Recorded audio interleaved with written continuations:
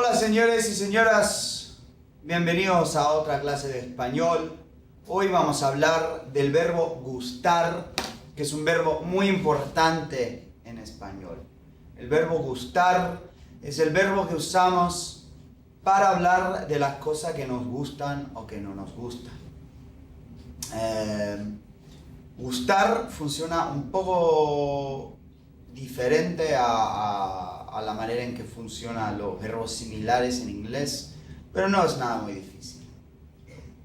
Welcome back to another Spanish class. Today we're going to be talking about the verb gustar, which is a very important verb in Spanish, which you're going to see works a little bit differently from the way that similar verbs work in English, but that shouldn't be too tough. Essentially, in English, when we talk about liking or disliking something, if I say, for instance, I like pizza, in a case like that, I am the subject because I'm the person that likes something. Like is our verb, and pizza is the object of my liking. So, I like pizza, I'm the subject, like is the verb, pizza is the object. In Spanish, that gets a bit flipped on its head, and the verb gustar, which is the verb we're discussing, literally means something like to be pleasing or to please. And so, in the case of saying that one likes pizza, instead of saying I like pizza, we would say pizza is pleasing to me. So, basically, let's take a look at how that works and do some examples. All right? Now, with the verb gustar, we have two forms that we most commonly use. They will be the singular third person and the plural third person. So we're generally going to be using gusta or gustan. Other forms do exist, but they're not as commonly used. Now, as I've said, this verb means something like to please or to be pleasing. Remember that the thing that we like in Spanish, which is going to come over here, is our subject in these sentences, and the people that do the liking are going to be indirect objects. So we'll be using indirect object pronouns, which we learned in our last session. So, gusta or gusta. Over here, we're going to put the thing that we like. So, gusta we'll use for singular things or verbs, and gustan we'll use for plural things that we like. And over here, we'll have an indirect object pronoun. Okay, so gusta, we're always going to use an indirect object pronoun plus gusta or gustan. And then, in the case of gusta, we'll either use a singular noun here or a verb or verbs. And gustan, we'd be talking about plural things that we like. Let me show you an example. If I want to say, the example I used a few minutes ago, I like pizza, we're going to say me, using the indirect object for me because pizza is pleasing to me.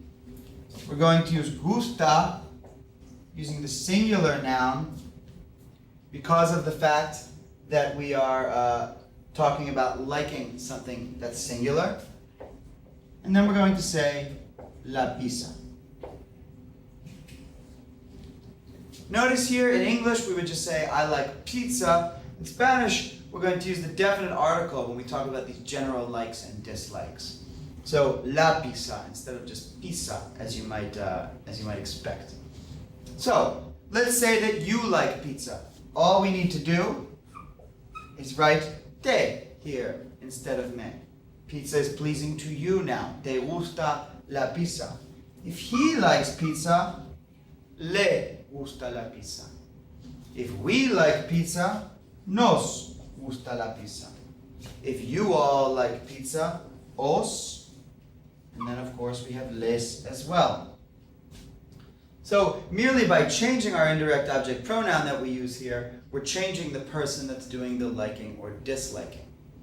Now, as I said, because pizza is singular here, we use gusta in the singular.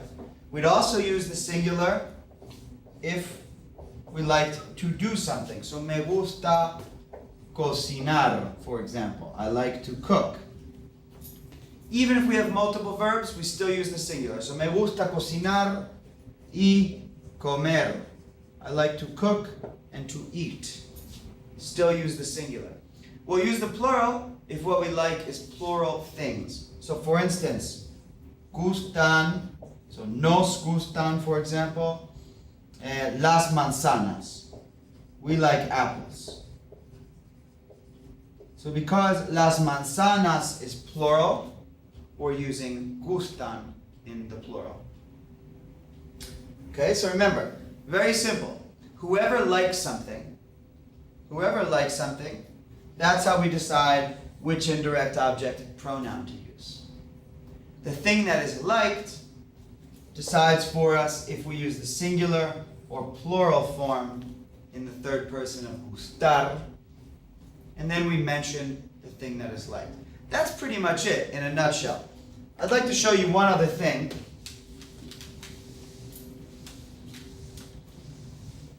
As with other places in Spanish, sometimes in the third person, we may have a bit of ambiguity that we like to clear up. So, for instance, when we're talking about I like pizza, we simply say me gusta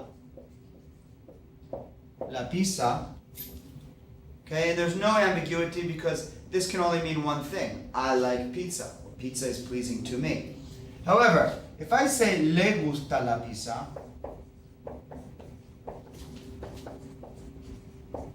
like in other cases that we've seen, this can either mean he likes pizza or she likes pizza or you like pizza if we're speaking in the formal, if we're speaking formally.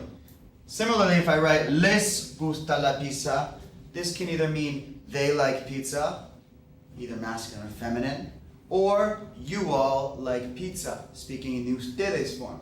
And so, in order to clear up this ambiguity, sometimes we may write, for instance, le gusta la pizza a él, o le gusta la pizza a ella, o le gusta la pizza a usted, o le gusta la pizza a Mario, etc. This helps us to avoid any ambiguity. We can do the same thing with les. So les gusta la pizza a ellos, les gusta la pizza a ellas, les gusta la pizza a ustedes. Even in these other forms that are not ambiguous, such as me gusta la pizza, we may on occasion want to do something similar, merely to sort of highlight and give extra emphasis to who likes something. So I can say, me gusta la pizza a mí, if I want to put some extra emphasis there. This could also go at the beginning. A mí me gusta la pizza. That is not necessary, but sometimes it's nice to add a little extra emphasis to what we're saying. Okay? So that's gustar in a nutshell. Nothing difficult about it, especially if you've learned these indirect object pronouns and are feeling comfortable with them. That's all that we're doing here. Okay? Mucha suerte. Hasta luego y adiós.